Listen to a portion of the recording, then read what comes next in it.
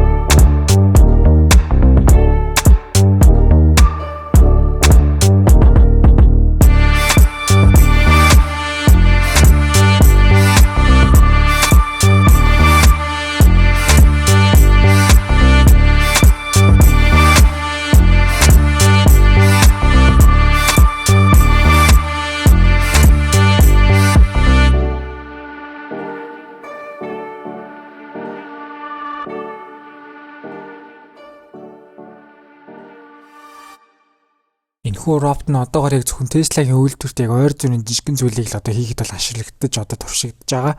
Одоо чинь хайр цог өргөж авах, офс дээр одоо хэрэгтэй зүйлсийг энэ хүүлэх, цэцэг услах гэх мэт яг ойр зүүнийн зүйл нь л зориулагдсан маа. Тэгээд роботын харж байгаа яг камерын дээр нь бол яг бол ингэж харагддсан байлээ. Яг объектуудыг танаад тэгээд яг авах хэвээр объект ингэ авч явд юм байлээ.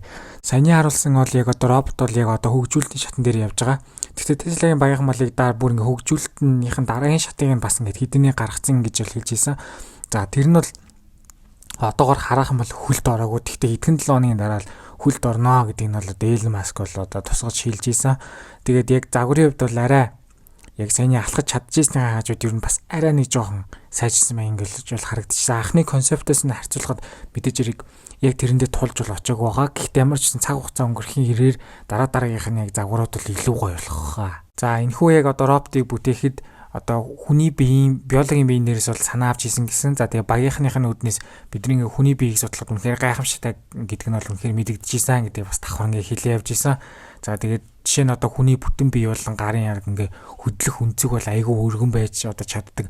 Роботыг бол одоохондоо тийм байх боломж олгаа гэж хэлж исэн. За тэгээд энэ робот ер нь яг яаж тижээгдэж юугаар ажиллах юм гэх юм бол батарейгаар гэж хэлж исэн. Тэр батарей нь бол яг цээж хэсэг дээр нэг байрлах юм байлээ. Ерөнхийдөө миний харж байгаагаар биеийн хамгийн том хэсэг нь багш байсан батарейных хэсэг. За тэгээд мэдээж хэрэг гарных нь одоо үнцгийн хэмжээ нь бол арай одоо хүнтэй харьцуулахад бол мэдээж хэрэг бага байсан. Тэгээд яг толгойных нь хэсэг дээр мэдээж хэрэг интернетний холболт байгаа мэлээ. За тэгээд аудио, тэгээд security safety гэдэг яг аюулгүй байдлын үүднээс яг орж байгаа зүйлс бас ингэ байсан. Угаасаа л ирээдүйд ингээд угаасаа гарлаа гэж бодоход энэ роботн дээр угаасаа үйлдвэрлэлийн систем ажиллана. Тэгэхээр тэр үйлдвэрлэлийн системийг нь апдейт хийх юм бол яг батарейны хувьд яг апдейт хийх зөв юм уу буруу юм уу гэсэн бас холбогдлолтоос идүүд ярьж болох юм байна гэж бол миний хувьд бодож ийсэн. Тэгээ робот нь яг унлаа гэж бодоход яг gearbox буюу хамгийн гол хэсгүүдийг нь агуулж байгаа хэсгээр нь унгахыг хүсгээгүй бас ингээд яг бас гар мараар нь унгахыг хүсэхгүй яг засвар нь бол аюу үнэтэй болох учраас яг гадаргуугаар нь гэж яг унгах одоо зүйлтэй гэж бол хэлж ийсэн. Өвдөгнийх нь хэсгийг хийхэд хүртэл яг бас яг адилхан хүний биеийн одоо биологийн одоо зүйлээс санаа аваад бас ингээ хийсэн гэж хэлж байгаа. Тэрнээрээ бас дахиад хүний биеийн бүтцийг бол ингээл гайхал магтаадсан. За тэгээд яг машинаас ялгаатай яг энэ робот нь яг юу юм бэ гэхээр ерөнхийдөө яг адилхан ингээ хөдөлгөөрөөр ажилладаг. За одоо машинд бол ингээ хөдөлгөөр нь машин ингээд яг одоо хурд аваад хөдөлгөөнийг эхлүүлэхэд хэрэглэгддэг бол энэ роботон дээр бол яг одоо нийт 28 хөдөлгөөр байгаа. Тэгээ 28 хөдөлгөөр нь бас бүртээ ингээд өөрөөр үүргээ гүйцэтгэж байгаа. За тэгээд тухайн робот маань юу хийгээд ийн гэхээр бас ингээ баахан зүйлүүд дурдсан л да. Яг урагшаа алхах, яг шатаар алхах, за тэгээд яг юм бариад алхах, одоо доошо суугаагаараа явах, Тэгээд одоо объект ингэж авах. За тэгээд яг ингээд объект авгангаа ингэж эргэх. За тэгээд хажуудлаараа алхах. За тэгээд налуу газар алхах гэх мэтчлэн ингээд яг маш олон зүйлийг бас ингэ хийх үүрэгтэйг нь бол хэлж ийсэн. Ямар ч ингэ зүйл хийсэн ингээд тэр 28 ширхэг одоо хөтөлгүүрнэ гэж одоо ингээд яг өөрсдийнхөө бол ажил хийж байгаа шүү дээ. За тэр роботын бие ингээд Power-ын бие ингээд хөтлөнгүүд тухай бүртээг дээр яг тухайлчлан яг тэр бүгднгийн ингээд диаграм дээр ингээд графикээр ингээд зурх юм бол нэг тодорхой ингээд график тавтгууд бол гарч ирнэ шүү дээ. За тэгээд тэрэн дээрээс ингээд харах юм бол нийт одоо 28 хөтөлгүүрийнх нь одоо графикийг хараад ингээ адилтгаж болохнуудыг нь ялгсан байгаа. Яагаад вэ гэхээр одоо энийг одоо энэ роботыг одоо масс буюу маш олноор үйлдвэрлэхийн тулд тэр тухай болгон дээр нь 28 өөр ингэж хөдөлгүүр ингээ байлгаадах юм бол айгүй одоо үнэтэй болно гэх учраас ядаж энэ одоо адилтгаж болох хөдөлгүүрүүдийг ингэж бол одоо салгахын тулд одоо график дээрээс хараад одоо олж эхэлсэн юм байлээ. Тэгэд энэ яг графикууд дээрээс харсаар хагаад яг энэ 28 одоо үйлдэлийг нь яг ерөнхий 6 болгож салгаад нэг 6 өөр төрлийн хөдөлгүүртэй бол ингээ гарахаарсан юм байна. Одоо хөдөлгүүрнийх нь хүч нь ямар хувэ гэсэн чинь яг одоо жишээ бичлэг үзүүлж ийсэн. Хагас тоон жинтэй одоо төгөлдөр уурыг ингэж одоо айгүй хөнгөн дээшээ доошоо хүртэл ингэж өргөж чадаадсан. Тэр нь бол айгүй бас нэлээд хүчтэй байна гэдэг бол бодогдуулж ийсэн. За тэгээ хүний гарны хэсгээр ороод эхэлсэн. Бас мэдээж хэрэг дахиад хүний биенээс одоо санаа авч бас ингээ адилхан бүтээж байгаа гэж байгаа юм байлээ. Тэгээ одоо гарын хураануудын хувьд ч гэсэн яг адилхан хүний хуруутай адилхан 5 ширхэг хэлж ийсэн. За тэгээ тэр хураанууд дээр нь бас ингээ жижиг ямар одоо хөдөлгүүрнүүд байх юм. Тэгээ одоо хүнтэй харьцуулахад бас ингээ хөдлөх өнцгөн бас ямар хуу байх юм. За тэгээд тэр гар нь одоо ингээ бас ингээ хэрэгслүүдийг ашиглана гэх мэтчлэн зүйлсийг бас ингээ ярьж ийсэн.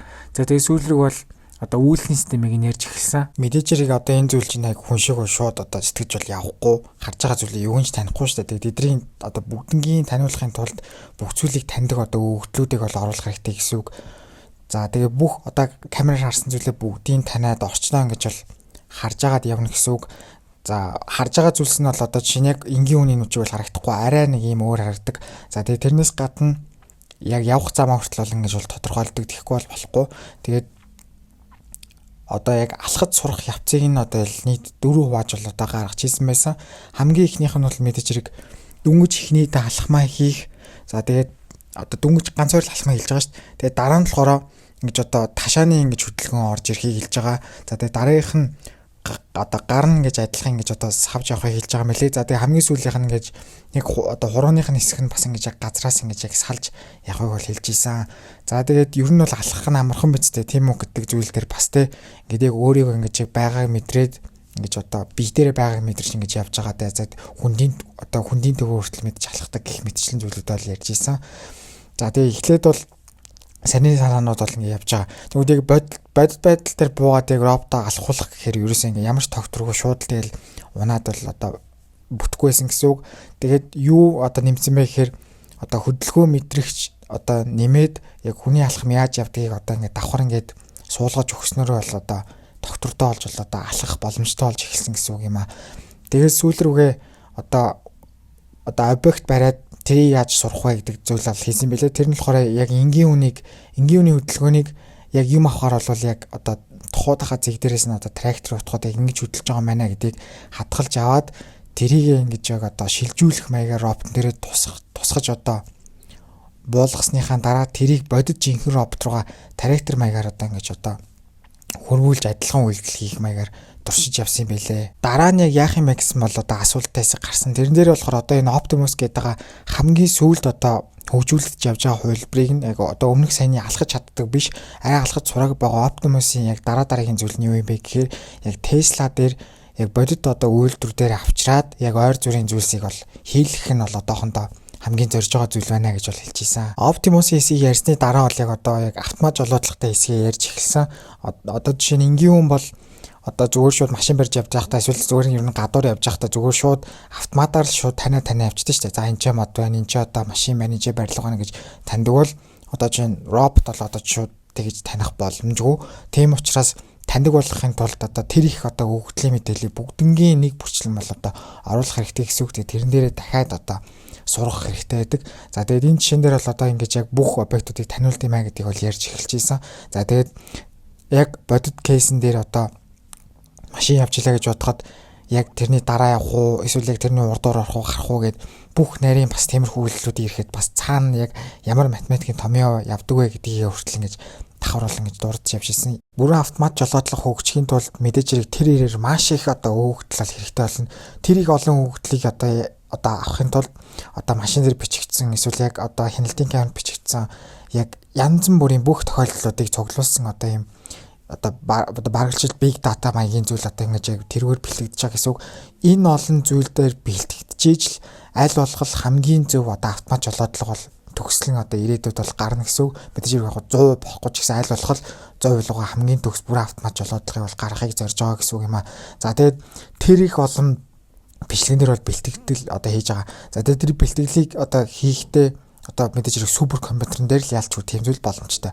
За тэгээд одоо чиний график картн дээр нь те 100 мянган цагийн одоо турш одоо 90 Цельсиэд одоо ингэ бэлтгэдэг гэж байгаа юм л та. За тэгээд тэр компьютер дээр нь супер компьютер дээр нь одоо өдөрт ингэ 400-500 мянган одоо бичлэг ингээл эргэлдэж ингээл суугаал. За тэгээд тэрнээсээ ингээл дахиад ингээл циклтэй л ингэ явагддаг гэсэн үг. Дооройж ийм бичлэг гэдэг бол одоо яалтчгүй автомат жолоодлагыг одоо төгс интеншн очуулахын тулд ийм хэмжээний бичлэг угаасаа яалтч болох ашиглагдаж байгаа гэсэн үг юм а. Цаг хугацаа өнгөрхийн ирээр энэ бичлэгийн тоон ч өсөх бах. За тэгээд энэ Tesla автомашин чинь угаасаа ингээд яг ойр тойрны аягүй олон камертай тэр камер бүр ингээд яг харж байгаа бүх зүйлийг аль танаад ингээд яг одоо энэ тэр зүйлээ гэж бол явдаг.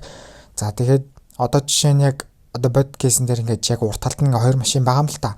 Тэгэхдээ яг ингээд замын хөдөлгөөн үргэлжлэж байхад яг урт талд нь байгаа хоёр автомашины зүүн гар талынх нь бол ингээд зогссон байгаа. Яагаад гэдгийг нь мэдэхгүй дээ. Зүгээр л ингээл зогссон. Тэнгүүчүүд одоо Tesla машин маань одоо таниад энэ яг зогссон машин биш үү гэдээ одоо улаан өнгөтэйгээр гаргаж байгаа.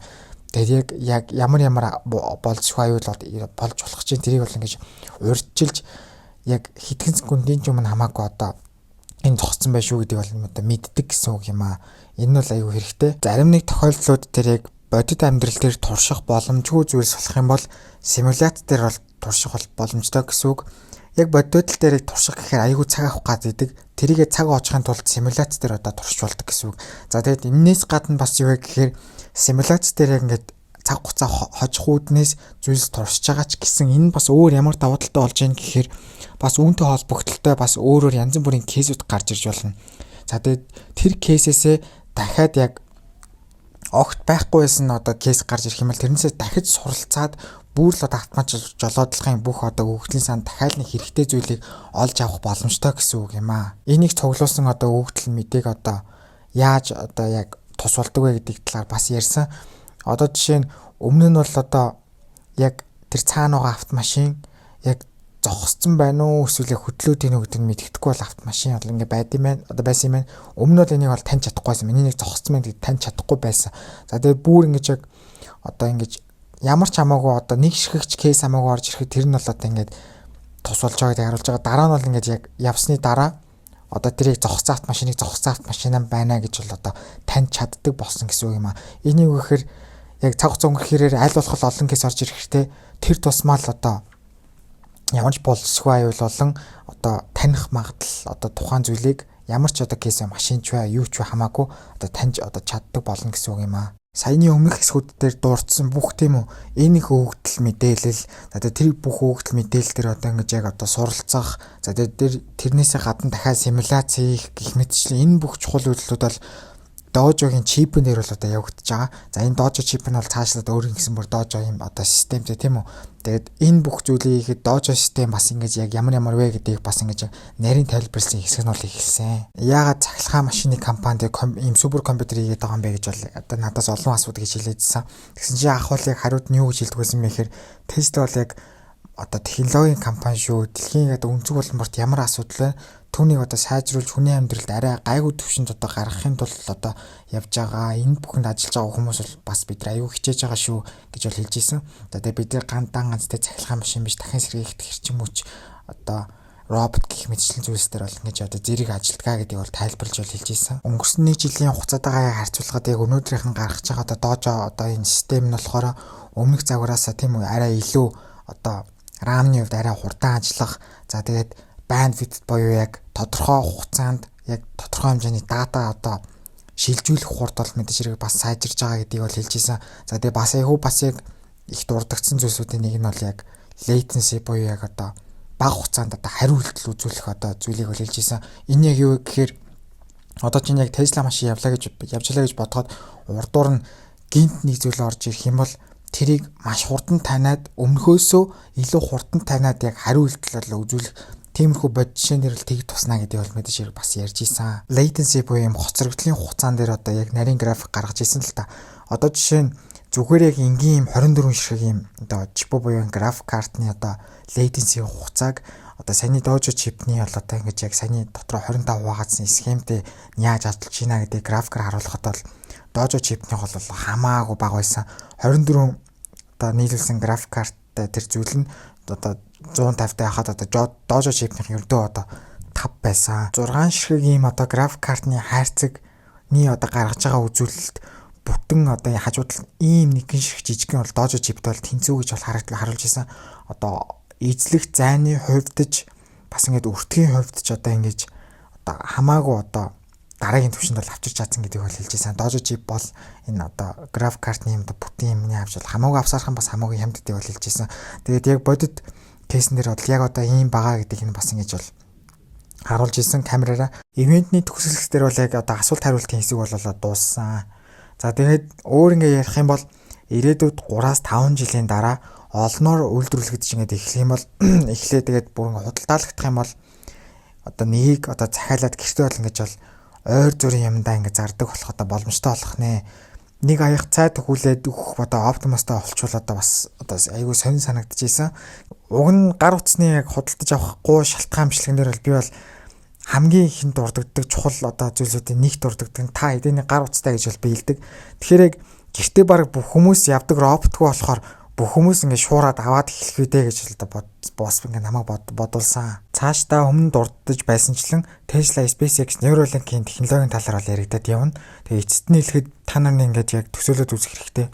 Оргуу осон юу ч мэдэхгүй сураагүй технологийн талаар ямар ч ойлголт байхгүй хүнийг одоо шууд тэгээс ингэ эхлүүлээд ядч өөрөө алхаж чаддаг робот одоо зохион бүтээлгий гэх юм бол одоо ямар амар их зүйл одоо тэр хүн сурах шаардлагатай гэж бодох хэрэгтэй. Тэгэл яг эхлэн ямар материал ашиглахаасаа л эхэлж чинь.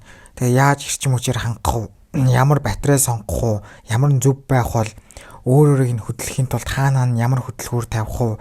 Уртгаа ингэж хардаг, бас таньдаг, тэгээ бас ингэ замаа тодорхойлж чаддаг. Тэгээ зогсоод сургасны дараа бүр яаж алхаж байхад нь хүндийн төвөө олж алхуулдаг болгох вэ?